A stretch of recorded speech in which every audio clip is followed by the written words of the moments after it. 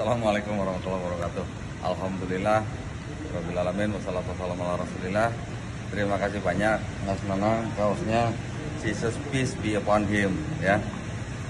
Jesus is a prophet ya. Jadi Yesus atau Isa Al-Masih hanyalah nabi, hamba utusan Allah Subhanahu wa taala. In fact bahkan Yesus atau Isa Al-Masih adalah seorang muslim.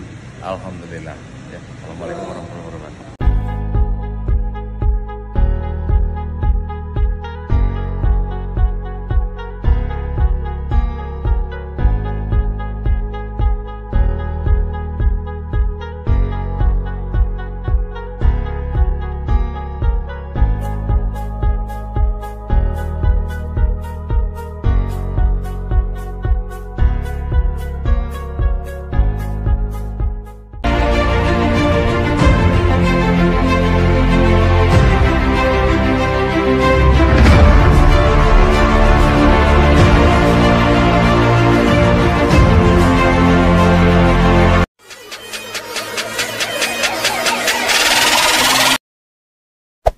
Hey there.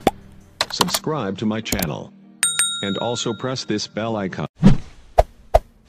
So, teman-teman, kali ini saya dikirimi sebuah video mana saya diminta untuk mengomentari video tersebut. Dan tentunya sebelum kita lanjut, jangan lupa teman-teman untuk terus mendukung channel Noverina Solihin ya. Kenapa? Karena tanpa dukungan teman-teman semua, pemberitaan Injil ini tidak akan meluas, teman-teman ya. Kita tahu bahwa Tuhan sudah meninggalkan amanat agungnya supaya Injil didengar oleh semua orang. Untuk itu jika Anda terpanggil atau Anda rindu untuk dipakai Tuhan, untuk menjadi perpanjangan tangan Tuhan dalam menyebarkan berita Injil, jangan lupa untuk Anda dukung terus channel Noverina Solihin dengan cara like, subscribe, dan tentunya Anda share video ini. Semoga banyak orang. Dialog harus berdasarkan kitab suci, bukan sentimen tapi argumen. Enggak ada suara ya. Dialog harus pakai kitab suci, bukan anarkis tapi dialogis. Satu, Yohanes 17:3 jelas, inilah hidup yang kekal, mengenal satu-satunya Allah yang Esa dan mengenal Yesus Kristus yang sudah engkau utus. Berarti Yesus utusan, not God. Sama dengan Muhammad dan Rasulullah. Rasul bahasa Arabnya artinya utusan. So teman-teman, judul dari video ini yaitu Yesus bukan Tuhan katanya. Yesus bukan Tuhan. Ya, kemudian yang punya channel ini menambahi, katanya video ini paling ditakuti oleh seluruh pendeta. Wow. Ya, ini ada dua pembicara sebenarnya di dalam video ini, yaitu Pak Muzir ini dengan Pak Almarhum Moko Ginta. Ya, jadi saya juga akan membagi dua bagian untuk menanggapi video tersebut, teman-teman. Tapi sekarang saya akan fokus dulu dengan pernyataan-pernyataan dari Pak Muzir ini. Sebelum saya menanggapi lebih jauh, satu hal yang saya harus tekankan dulu, bahwa orang ini sudah gagal paham, teman-teman. Dimana dia startnya sudah salah begitu. Dia dengan tidak langsung menyatakan bahwa Yesus Kristus itu sama dengan Isa yang ada di Al-Qur'annya. Nah, ini startnya sudah salah besar, ya, sudah salah besar. Kalau startnya saja sudah nggak benar, ke ujung-ujungnya nggak bakal ada yang benar, teman-teman. Ya, nah, tadi dari apa yang bagaimana cara dia mengungkapkan, ya, itu kelihatan sekali bahwa dia menyamakan antara Isa dengan Yesus. Ya, dia mengutip ayat-ayat dari Alkitab, ya, yang mengatakan bahwa Yesus Kristus itu bukan Tuhan begitu. Kemudian dia juga mengutip dari Al-Qur'an seperti Al-Maidah 5 ayat 75. Jadi dia mencampur adukkan, ya, mencampur adukkan begitu. Padahal ini jelas-jelas ada garis merahnya. Ada batas yang jelas antara Alkitab dengan Al-Qur'an. Seharusnya sebelum kita membahas isinya harus dipastikan dulu, ya, harus dicari tahu dulu yang firman Tuhan itu yang mana, Alkitab atau Al-Qur'an. Nggak bisa digabung-gabung begitu, ya, karena Allah itu Esa. Allah yang Esa tidak mungkin berfirman yang berbeda-beda begitu, ya, dan tidak mungkin memberikan pengajaran yang berbeda-beda, ya, dan tidak mungkin dia menetapkan standar moral yang berbeda, tidak mungkin, ya, dan tidak mungkin dia menyiapkan jalan keselamatan yang berbeda pula, begitu, tidak mungkin teman-teman, ya. Jadi harus dicari tahu dulu sebenarnya oleh Pak Muzir ini, mana sih kitab firman Tuhan. Nah, ya, itu sangat penting begitu, ya, dalam orang menanggapi pernyataan-pernyataan atau serangan-serangan dari luar, terutama dari Muslim ini terhadap kekristenan. Tanya dulu, ya, apakah Anda percaya bahwa Alkitab ini adalah firman Tuhan? Dan apakah Anda percaya Al-Quran firman Tuhan? Ketika dia menjawab, saya percaya Al-Quran firman Tuhan. Lalu, apakah Anda percaya Alkitab firman Tuhan? Dia akan bingung teman-teman menjawabnya, ya. Kalau dia jawab percaya Alkitab adalah firman Tuhan, nah berarti semua ayat Alkitab, suka atau tidak suka, itu adalah firman Tuhan, ya. Nah, kalau dia katakan Al-Quran saja firman Tuhan, Alkitab bukan firman Tuhan, karena yang ada sekarang sudah dipalsukan, ya. Alkitab yang asli, yang firman Tuhan itu sudah tidak ada. Misalnya dia berkata demikian. Tetapi kalau Anda katakan Alkitab sudah dipalsukan dan bukan firman Tuhan, mengapa Anda mengutip-ngutip ayat di sini untuk mendukung pendapat Anda? Ya, mengapa Anda untuk mendukung pendapat Anda bahwa Yesus bukan Tuhan itu dari Matius, dari Lukas, dari Yohanes dan lain-lain tadi? Mengapa? Nah, kalau Anda mengutip ayat Alkitab untuk membenarkan pernyataan Anda, maka tanpa Anda sadari, Anda sebenarnya mengakui bahwa Alkitab ini adalah kebenaran. Alkitab ini adalah firman dari Allah yang Maha Benar. Ya. Nah, tapi ternyata Muslim ini bingung dan membingungkan, begitu ya, bingung dan membingungkan. Mengapa? Di satu sisi mereka sangat getol sekali menyerang Alkitab bahwa Alkitab tidak asli. Alkitab adalah tulisan manusia dan sebagainya. Tapi di sisi lain, tapi juga mengutip ayat-ayat Alkitab, ya, untuk mendukung pendapat mereka. Fatalnya lagi, Pak Muzir ini mengutip ayat Alkitab, kemudian dia juga mengutip Al-Quran, ya. Jadi satu pernyataan dia didukung oleh Alkitab dan didukung juga oleh Al-Quran, bahwa Yesus itu bukan Tuhan, begitu, ya. Ini sangat-sangat fatal, ya, karena Tuhan yang sama tidak mungkin membuat Alkitab dan juga membuat Al-Quran, tidak mungkin, karena antara Alkitab dengan Al-Quran itu jauh sekali perbedaannya, begitu ya, jauh sekali, baik dari sisi pengajarannya, baik dari sisi jalan keselamatannya, baik dari sisi surga dan nerakanya, ya, baik dari sisi standar moralnya, jauh sekali, begitu, ya. Kemudian eksistensi Tuhannya juga berbeda. Jadi ini tidak mungkin dari satu Tuhan yang sama, begitu, ya. Jadi ini sangat-sangat ceroboh sekali, ya. Tapi baiklah, saya akan menanggapi apa yang dikatakan oleh Muzir tadi, ya, Pak Muzir tadi, teman-teman. Dia mengatakan bahwa Yesus itu bukan Tuhan, tapi hanya utusan. Ayat unggulan yang biasa dipakai oleh Muslim untuk menyangkali ketuhanan Yesus, yaitu Yohanes 17 ayat 3. Ya, itu hampir semua mereka itu, ya, memakai Yohanes 17 ayat 3 untuk mematahkan ketuhanan Yesus. Saudara-saudaraku yang terkasih di dalam Tuhan, banyak sekali Muslim mengutip, ya, Yohanes 17 ayat 3 yang dipakai untuk menyangkali ketuhanan Yesus. Tapi mereka hanya membaca ayat 3 saja. Inilah hidup yang kekal itu, yaitu bahwa mereka mengenal Engkau, satu-satunya Allah yang benar, dan mengenal Yesus Kristus yang telah Engkau utus. Ya, Allah yang benar.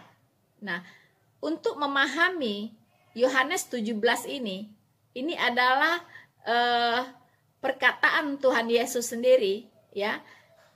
Ini harus disinkronkan dalam konteks Alkitab secara keseluruhan. Tidak hanya bisa ambil satu ayat 3 ini saja, kemudian disimpulkan, tuh kan Yesus itu utusan kan? Kalau utusan berarti bukan Tuhan, ya, bukan Tuhan, tapi itulah utusan, begitu. Nah, coba kita baca dari ayat 2-nya, ya. Dari ayat 2-nya, kemudian kita baca 2 ayat setelahnya, ya, setelahnya. Nah, nanti akan tahu itu bermuaranya kemana ini pemahaman kata utusan ini, begitu, ya. Nah, saya akan bacakan ayat 2-nya. Sama seperti engkau telah memberikan kepadanya kuasa atas segala yang hidup. Nah, engkau ini Bapa di sini, dan nya ini adalah Yesus Kristus, ya. Sama seperti engkau telah memberikan kepadanya kuasa atas segala yang hidup, ya. Tidak ada utusan maupun nabi maupun rasul yang diberikan kuasa atas segala yang hidup. Tidak ada, belum pernah. Bahkan nabi besar seperti Musa pun itu tidak diberikan oleh Allah kuasa atas segala yang hidup. Apa artinya? Artinya hidup dan matimu itu ada di tangan Tuhan Yesus. Itu namanya dia berkuasa atas segala yang hidup, ya. Bagaimana kamu jadinya? Kamu itu bakal jadi apa? Itu ada di tangannya Tuhan Yesus, ya. Jadi nasibmu tuh ada di tangan dia. Nasibmu tuh ada di tangan dia, begitu, ya. Jadi, ya, sama seperti engkau telah memberikan kepadanya kuasa atas segala yang hidup, demikian pula ia akan memberikan hidup yang kekal. So, siapa yang memberikan hidup yang kekal? Siapa? Demikian pula ia tadi Yesus dong, ya kan?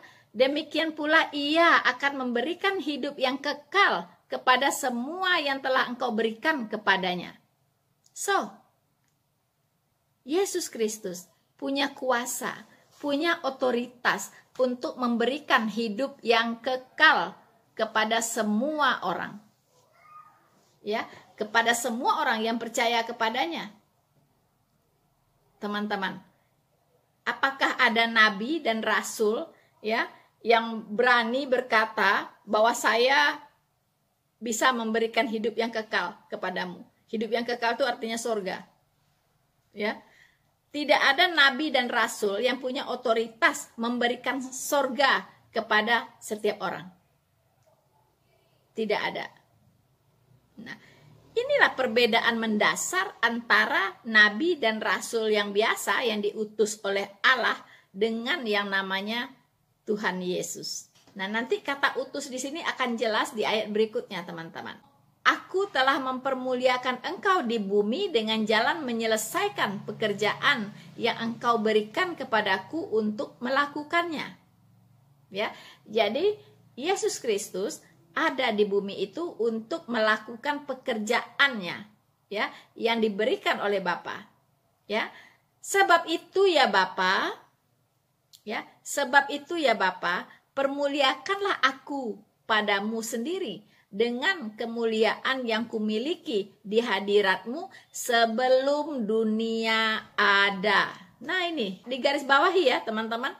So, artinya Yesus Kristus itu adalah yang mulia, ya, sudah menjadi yang mulia. Kapan itu? Sebelum dunia ada, dia sudah ada. Ya, sebelum dunia ini diciptakan, Yesus Kristus itu sudah ada. Loh, kok bisa begitu? Nah, ini ya. Jadi sebelum dunia diciptakan, Yesus Kristus sudah ada. Mengapa? Ya, karena Yesus Kristus itu adalah firman Allah. Ya. Jadi firman Allah itu sudah ada sebelum dunia dijadikan. Ya, Dan yang menjadikan dunia ini, yang menciptakan dunia ini dan segala isinya ini adalah firman itu. Ya, ini kita bisa baca di Yohanes 1, ya. Pada mulanya adalah firman, firman itu bersama-sama dengan Allah dan firman itu adalah Allah. Ya, ayat 14-nya firman itu sudah menjadi manusia. Ya, jadi firman ini yaitu Yesus Kristus sudah ada sebelum dunia itu dijadikan. Ya. Dan segala sesuatu dijadikan oleh Dia. Oleh siapa? Oleh firman itu. Tanpa Dia tidak ada segala sesuatu yang dijadikan. Artinya firman itu yaitu Yesus Kristus adalah pencipta itu sendiri. Nah, disinilah terlihat nyata sekali yang disebut dengan konsep Allah Tritunggal. Ya. Jadi Bapa, Firman atau Putra dan Roh Kudus. Ya. Jadi artinya kalau demikian, kalau dalam konsep Allah Tritunggal kita melihat kata utusan, itu sangat berbeda dengan kita melihat Musa sebagai utusan, ya.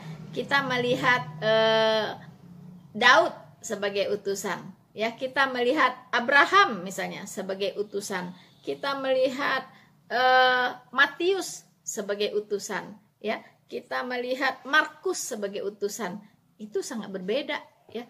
Atau Anda mengatakan tadi Muhammad sebagai utusan, ya. Anda menyamakan Yesus Kristus itu sama dengan Muhammad, ya. Itu sangat berbeda, ya. Sangat berbeda sekali. Saudara-saudaraku yang terkasih di dalam Tuhan, selanjutnya kita akan mendengarkan kembali apalagi yang diperkatakan oleh Bapak Muzir ini, teman-teman, ya. Apalagi ya. Nah, kita akan mendengarkan bersama-sama. Mana buktinya dia manusia biasa sebagai rasul dalam Islam? Matius pasal 4 ayat 2. Setelah Yesus berpuasa 40 hari 40 malam maka laparlah ia. Kalau Tuhan mustahil lapar. Makanya kami berpuasa. Yang kedua, Lukas pasal 2:21. Setelah Yesus berusia 8 hari maka dia khitan, sunat. Dia sunat. Kalau Tuhan mustahil sunat. Dokter mana yang berani nyunat Tuhan? Betul? Yang ketiga, Matius 27:59 berbunyi, setelah mayat Yesus diturunkan dari kayu salib maka dikapani dengan kain putih linen bersih. Ini saya bawa Bible tua ini, Pak. Di sini masih berisi Lembaga Alkitab Indonesia 60 tahun yang lalu. Apa di sini? Jika kamu mengatakan ini dan itu besok, jangan katakan aku melakukannya. Katakanlah insya Allah, lengkap sempurna di Bible Bapak sendiri. Dan ini bukan palsu loh, Pak. Lembaga Alkitab Indonesia tahun 1963. Bahkan kalau saya bongkar Alkitab tahun 1800, saya punya Bible banyak, Pak, 40 lebih. Ya, apa di sana? Akan lahir seorang nabi yang bernama Ahmad. Ikutilah, jika tidak kamu akan kuminta pertanggungjawaban. Amin, haleluya. Wow, teman-teman, ya. Dia mengatakan bahwa dia punya 40 Alkitab, ya. 40 Bible katanya. Dia sudah baca mungkin, ya. Dia punya 40 Bible, nggak tahu Bible apa itu, ya. Tapi tadi saya mendengar, ya, bahwa di Bible yang dia baca, ya, itu dia mengatakan akan lahir seorang nabi bernama Ahmad. Nah, saya sudah bisa pastikan ini, dia membaca Injil-Injil sesat, ya, yang memang sengaja ditulis oleh kaki tangan iblis, ya, untuk menyimpangkan Injil Kristus. Ya, jadi yang dia baca ini adalah Injil sesat Barnabas, Injil palsu Barnabas, ya. Hanya di situ tertulis bahwa akan lahir seorang nabi yang bernama Ahmad. Ya, kalau di Alkitab saya tidak ada. Alkitab saya tidak ada, teman-teman. Mau robek dibaca juga nggak bakal ketemu, ya. Nubuatan bahwa akan ada nabi yang namanya Ahmad, tidak ada. Ya. Yang ada itu di Injil palsu Barnabas. Silakan teman-teman masuk ke video saya, silakan Anda cari, saya membahas, ya, tentang Injil palsu Barnabas dengan saudara Embetik, ya. Waktu saya menanggapi videonya saudara Embetik, Silahkan teman-teman akan mendapatkan informasi yang lebih lengkap di situ tentang Injil palsu Barnabas, ya. Nah, jadi rupanya Ustadz ini membaca Injil-Injil palsu, teman-teman, ya, kitab-kitab yang nggak jelas, ya. Nah, di situ, ya, jadi dia dengan begitu pedenya mengatakan, ya, bahwa Yesus itu bukan Tuhan, katanya. Itu dia kutip deh dari ayat yang tadi dia katakan, ya. Matius 4 ayat 2, Matius 7 ayat 29, Matius 15 ayat 24, kemudian Lukas 2 ayat 21, ya. Di situ dia menyimpulkan, ya. Oh, ternyata Yesus itu lapar. Ya. Ternyata Yesus itu lapar. Kalau dia lapar, dia butuh makan dong. Oh, berarti dia manusia, ya. Oh, dia manusia. Karena manusia yang makan, begitu kan? Tuhan nggak mungkin lapar, katanya, ya, dan nggak mungkin makan, gitu kan? Kemudian dia bilang umur 8 hari Yesus disunat. Wow, Yesus disunat, ya, betul, berarti dia memang manusia, ya. Masa Tuhan disunat, ya kan? Emang Tuhan punya burung, gitu kan? Nah, kan banyak ngomong yang bicara begitu, ya. Emang Tuhan punya burung, gitu, kok disunat, gitu kan? Nah, sementara Yesus disunat, begitu, itu buktinya bahwa dia bukan Tuhan, ya. Kemudian dikatakan lagi, ya, bahwa Yesus waktu meninggal, waktu mati dikafani, ya, dikafani. Oh, ternyata teman-teman mengakui juga, ya, bahwa Yesus mati, ya. Inilah yang saya bilang, ya, orang ini aneh-aneh, gitu, ya. Di sisi lain koar-koar bahwa Yesus itu tidak mati, ya, tidak mati tapi diserupakan, begitu, ya, tidak mati dan tidak bangkit, gitu. Ternyata di hal kafan dia mengutip juga, gitu, ya. Oh, ternyata Yesus dikafani. Kalau dia dikafani berarti dia manusia, ya. Manusia, gitu. Ya, ternyata mengakui juga, ya. Bodoh-bodoh mengakui ternyata bahwa Yesus mati dan dikafani, ya. Kemudian Yesus berpuasa. Dengan demikian dia mengatakan bahwa Yesus itu adalah manusia, begitu teman-teman, ya. Yesus itu manusia. Nah, jadi Islam itu benar, katanya, yang mengatakan bahwa Yesus itu cuma nabi. Nah, dia tertukar lagi, teman-teman, ya. Islam itu mengakui nabi itu adalah Isa, ya. Quran itu hanya menulis tentang Isa. Quran tidak menulis sama sekali tentang Yesus Kristus. Tidak ada Yesus Kristus di dalam Al-Quran itu, ya. Kalau kita baca biografinya, apanya segala macam, ya, itu beda sekali dengan Tuhan Yesus yang ada di Alkitab, begitu, ya. Jadi mengapa pula kitab yang datang 700 tahun kemudian sok-sok tahu, begitu kan? Sok lebih tahu dari kitab-kitab sebelumnya dan tidak segan-segan menyalah-nyalahi kitab yang sebelumnya, begitu. Padahal saksi dari semua itu lebih dari cukup, begitu. Ketika Tuhan Yesus disalibkan, itu yang menjadi saksi itu tentara Romawi, ya. Kemudian imam-imam Yahudi, kemudian seluruh mungkin penduduk, ya, seluruh penduduk yang ada di sana, ya, di sekitar tempat Tuhan Yesus disalibkan itu, ya. Kemudian murid-murid yang menjadi saksi, kemudian juga banyak lagi yang menyaksikan itu. Raja Herodes menyaksikan itu, dan itu semua tertulis di Alkitab, ya. Bahkan sudah dinubuatkan 700 tahun sebelum kejadian itu, bahwa Kristus itu memang sudah mati disalibkan, ya. Jadi entah dari mana dapat ide, entah dari mana dapat bisikan, gitu, ya, membantah bahwa Kristus itu tidak mati disalibkan, begitu. Tapi untungnya, puji Tuhan, ya, dia tidak mencomot nama Yesus, ya. Dia membuat nama lain, yaitu Isa. Ya, terserahlah, ya. Kalau memang itu adalah Isa, ya terserah saja. Mau bikin versi apa saja silahkan. Tapi jangan sampai itu dikatakan adalah Yesus yang ada di Alkitab. Itu salah kaprah, ya. Tapi kalau Anda mau cerita tentang Isa, Anda mau bercerita tentang Isa, seperti apa Isa, dia bukan Tuhan, cuma nabi, dia tidak mati dan tidak dibangkitkan, ya kan? Ya silahkan saja, begitu. Tidak ada juga yang mau protes, tidak ada yang mau protes, gitu. Saya sendiri sih tidak mau protes, gitu, karena saya tahu itu bukan Tuhan Yesus saya, gitu. Suka-suka dialah, ya, suka-suka dia, begitu. Tapi ketika ada orang yang mengatakan bahwa itu adalah menyamakan, ya, ada orang yang menyamakan Isanya dengan Tuhan Yesus saya. Oh, tunggu dulu ya. Harus kita bahas. Begitu teman-teman ya. Saudara-saudaraku yang terkasih di dalam Tuhan, selanjutnya kita akan mendengarkan kembali apalagi yang diperkatakan oleh Bapak Muzir ini teman-teman ya. Apalagi ya. Nah, kita akan mendengarkan bersama-sama. Nah, Matius 24, 15-24. Aku hanya diutus kepada domba yang sesat dari umat Israel. Bukan untuk dunia aku diutus. Jadi orang ditebus Yesus itu hanya dari Bani Israel. Kalau Bapak dari Jawa, maaf, tidak termasuk ditebus Yesus. Bapak orang Tapanuli tidak masuk ditebus Yesus. Karena aku diutus hanya kepada domba-domba yang sesat dari umat Israel. So, saudara-saudaraku yang terkasih di dalam Tuhan, tadi kita mendengarkan begitu berambisinya ya. Muzir ini, Pak Muzir ini ya, untuk apa? Menyangkali ya, menyangkali ketuhanan Yesus begitu ya. Kemudian yang dia sangkali adalah bahwa Yesus itu katanya tidak diutus untuk seluruh manusia ya, tapi hanya diutus untuk bangsa Israel saja. Nah, dia mengutip ayat dari Matius 15 ayat 24 ya. Kata Tuhan Yesus, aku hanya diutus untuk domba-domba yang tersesat dari bangsa Israel ya, dari umat Israel. Teman-teman,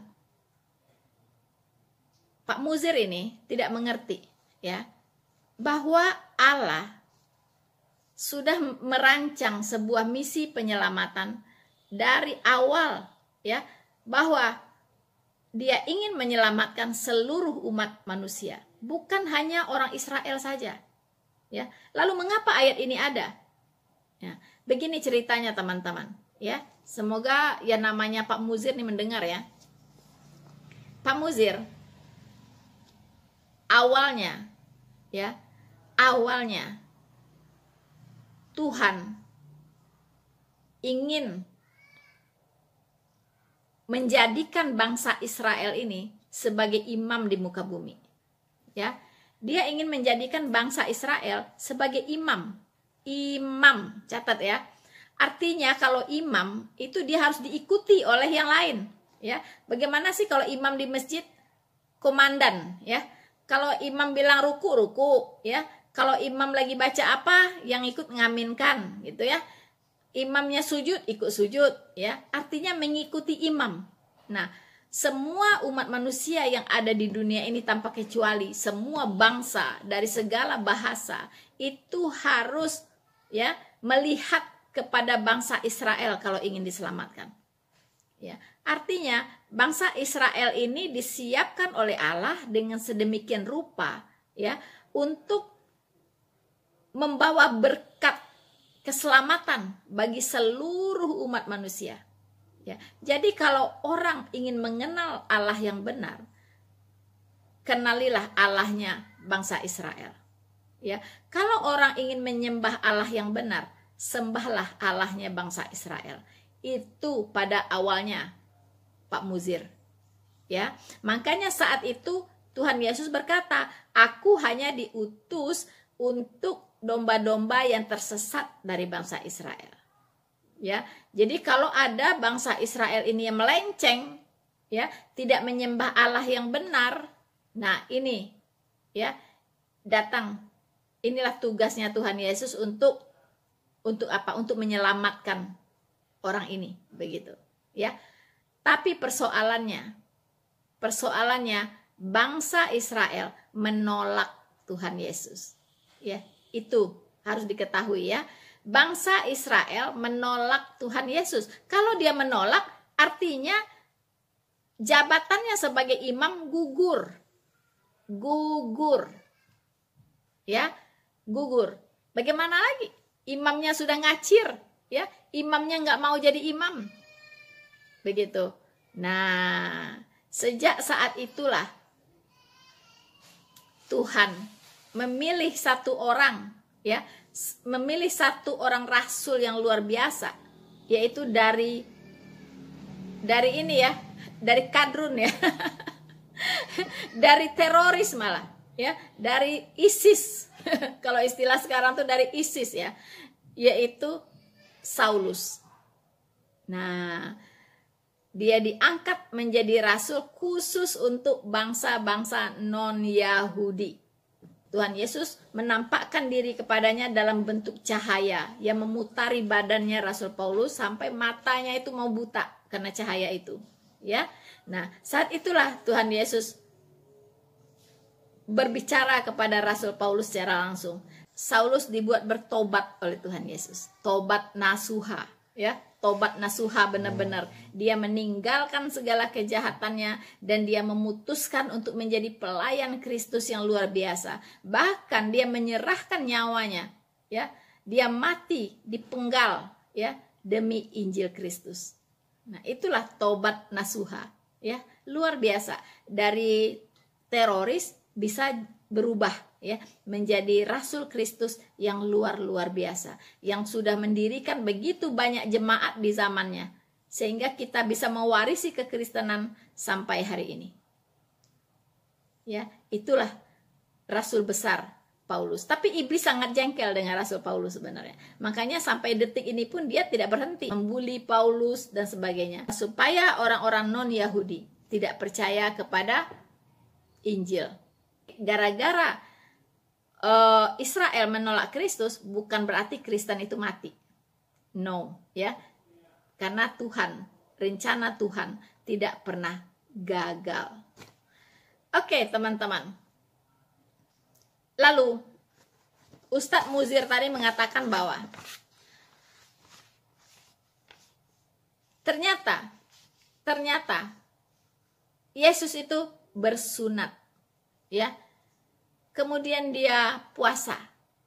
Kemudian dia dikafani. Oh, berarti Yesus itu Muslim. Wow. Begitu cepat menyimpulkan, ya. Hanya dengan begitu saja disimpulkan bahwa Yesus Muslim. Waduh, Pak Muzir, ya. Hello. Pak Muzir, ya. Anda tahu, Anda boleh cari di Alkitab, terutama di Perjanjian Baru, ya. Ajaran Tuhan Yesus tentang sunat, ajaran Tuhan Yesus tentang puasa, ajaran Tuhan Yesus kalau mati harus dikafani. Kalau ada, kasih tahu saya. Ya. Ada tidak Tuhan Yesus berkata, "Oi, Anda harus disunat." Ya. Barang siapa tidak disunat, tidak diselamatkan. Coba cari kalau ada. Ya. Kemudian juga puasa. Siapa yang tidak puasa, tidak diselamatkan. Ya. Dan juga tentang dikafani. Kalau ada orang mati harus dikafani. Coba carikan saya ayatnya, ajaran dari Tuhan Yesus tentang beberapa hal ini. Tidak ada. So, jadi jangan katakan lagi bahwa Yesus itu Muslim hanya karena ini. Ya. Muslim itu kapan datangnya sih? Apa sih artinya Muslim? Ya, Muslim itu artinya berserah, ya. Semua juga berserah begitu. Orang Yahudi juga mengenal kata berserah. Orang Buddha, orang Hindu juga dia berserah kepada Tuhannya. Apakah semuanya Muslim? Ya. Nah, lo Islam kapan adanya? Islam itu baru ada di abad ke-7. Ya kan? Dibawa oleh Muhammad. Sebelumnya mana ada Islam? Nggak ada. Ya. Jadi jangan bilang, "Oh, Yesus maju ke depan selangkah." Ya. Kemudian dia bersujud, langsung dicap, "Oh, dia Islam." Gampang banget begitu. Ya. Rukun Islam juga nggak ada di Alkitab. Ya, rukun Islam itu nggak ada. Kemudian mereka juga nggak ada tuh ngajarin sholat, ya. Nabi-nabi, rasul-rasul nggak ada tuh yang ngajarin sholat, nggak ada, begitu. Jadi rukun sholat juga nggak ada di Alkitab. Karena sholat itu juga baru ada waktu zamannya Muhammad, ya, yang dia jemput sendiri konon naik burung buruk tuh. ke Sidratul Muntaha. Ya kan? Dikasihlah oleh Allah Subhanahu wa taala 50 rakaat. Tawar-tawaran lah, nego ya, sampai akhirnya 5 rakaat. Untung 5 rakaat. Kalau misalnya 50 rakaat, ya umat muslim nggak bisa makan mungkin. Nggak bisa makan, nggak bisa tidur, nggak bisa ngapa-ngapain ya. Sudah jelas di Alkitab dikatakan bahwa Tuhan Yesus itu datang ya untuk menyelamatkan seluruh umat manusia. Makanya ada namanya amanat agung ya. Pergilah ke seluruh dunia, beritakanlah Injil kepada semua makhluk. Ya. Siapa yang percaya dan dibaptis diselamatkan, ya. Siapa yang tidak percaya akan dihukum. Jelas sekali, ya. Jelas sekali. Perintah amanat agung itu cukup banyak di Alkitab. Itu untuk seluruh umat manusia. Tidak mungkin Tuhan yang maha kasih, Tuhan yang maha adil, tidak mungkin hanya ingin menyelamatkan bangsa Israel doang. Terus selain dari itu celaka ke neraka semua gitu. Begitu. Ya enggak lah, ya. Enggak begitu. Tuhan yang maha pengasih dan penyayang itu ingin seluruh umat manusia diselamatkan. Enggak mungkin cuman menyelamatkan bangsa Israel doang. Gimana itu ceritanya?